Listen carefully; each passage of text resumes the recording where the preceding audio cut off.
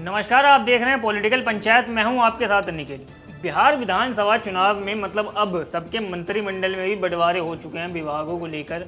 पर आज हम बात करेंगे कि किन मंत्रियों के ऊपर कितने आपराधिक मामले चल रहे हैं, किस पार्टी में मतलब जो सबसे ज़्यादा मंत्री हैं उन पर कितने आपराधिक मामले चल रहे हैं, और सबसे अमीर मंत्री कौन सी पार्टी में मौजूद हैं और कितने मौजूद हैं।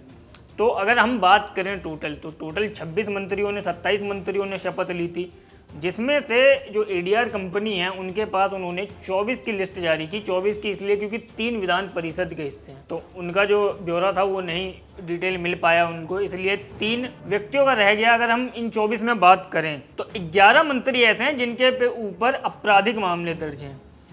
11 के अलावा 9 ऐसे मंत्री हैं जिनके ऊपर गंभीर आपराधिक मामले दर्ज हैं। गंभीर आपराधिक मामले मतलब ऐसे केस जिसमें मतलब 5 साल से ऊपर की सज़ा होती है, किडनैपिंग, मर्डर, हत्या, महिला के साथ उत्पीड़न के केस, इस तरीके के केस में 9 अपराधी शामिल हैं। अगर हम पार्टी वाइज बात करें कि किस पार्टी के पास कितने ज़्यादा आपराधिक मंत्री हैं इस बार, तो उसमें सबसे टॉप पर बीजेपी है, उनके पास 6 मंत्री हैं। दूसरे नंबर पर जेडीयू है, उनके पास 2 मंत्री हैं। उसके बाद जीतन राम मांझी की हम पार्टी से 1 उम्मीदवार है, और एलजेपी से जो 2 उम्मीदवार थे दोनों के दोनों ही। अगर हम अब गंभीर आपराधिक मामले में बात करें तो उसमें भी बीजेपी के पास 6 उम्मीदवार हैं। जेडीयू की बात करें उनके पास 1 उम्मीदवार है, और हम पार्टी की बात करें जीतन राम मांझी जी की पार्टी के, उसमें भी 1, और चिराग पासवान की एलजेपी में भी 1। अब बात करते हैं हम कि कितने करोड़पति विधायक हैं या मंत्री हैं। अगर हम मंत्रियों की बात करें तो उन 24 में से 21 मंत्री करोड़पति हैं, और अगर हम टोटल बात करें औसतन संपत्ति की तो उनकी औसतन संपत्ति लगभग 5.32 करोड़ पर है, एक मंत्री पर बैठती है।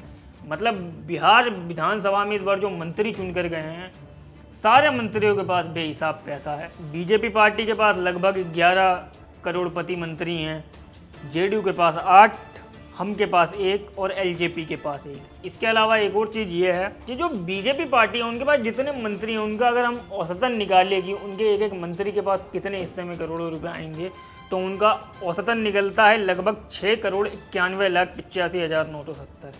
जेडीयू की बात करें तो लगभग 3,19,77,056 रुपये।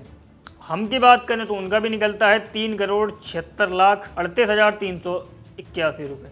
एलजेपी की बात करें तो 4,66,28,416 रुपये। एक विधायक पे मतलब एक मंत्री पर इतना बैठता है। ये बताता है कि जो मंत्री चुने गए हैं वो चुने तो गए हैं जनता के लिए कि जनता की गरीबी दूर करें, जनता को मतलब सारी फैसिलिटीज़ पहुंचाएं, सुख सुविधा पहुंचाएं, उनके लिए सारी ज़रूरत की चीज़ें मुहैया करवाएं। पर ये तो मतलब पता चलता है इन आंकड़ों को देखकर कि वो जो मंत्री बने बैठे हैं उनके पास इफरात पैसा है। चुनाव के बाद वो जनता के बीच अब कब नज़र आए कब पता नहीं, क्योंकि अब शायद 5 साल तक तो जनता की ज़रूरत नहीं है उन्हें, अब जनता को 5 साल तक उनकी ज़रूरत है। अब वो कब नज़र आएंगे ये तो आने वाला वक्त ही बताएगा। बाकी इन आंकड़ों से ये पता चलता है कि जितने मंत्री चुने गए हैं उनमें से लगभग 20-22 पर आपराधिक मामले दर्ज हैं। 21 करोड़पति हैं, मतलब उनके पास पैसा भी है, उनके ऊपर तमाम आपराधिक मामले भी दर्ज हैं, और उन्हें फिर भी मंत्री बना दिया गया। इसके बीच एक और सवाल ये भी खड़ा होता है कि जो मंत्री करोड़पति है क्या वो गरीब जनता की भावनाओं को समझ सकता है या नहीं।